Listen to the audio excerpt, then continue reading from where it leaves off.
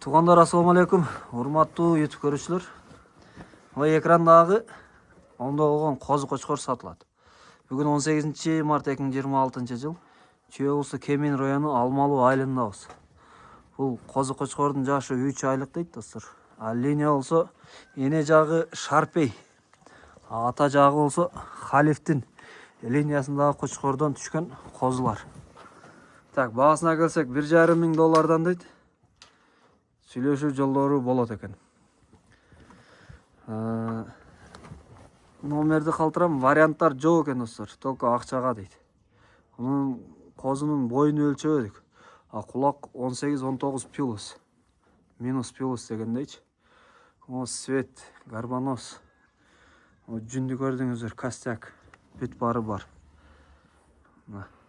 Номерди калтырам, толук маалымат аласыздар достор.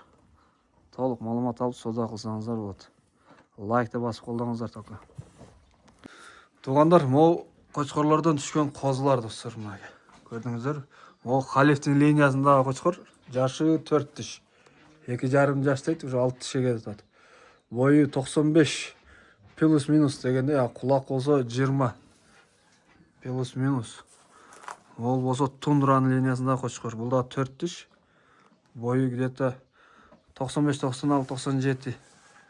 Кулактар болсо 20. Мына свет карбоносто көрдүңүздөр, монда болгон кочкорлордон түшкөн козулар.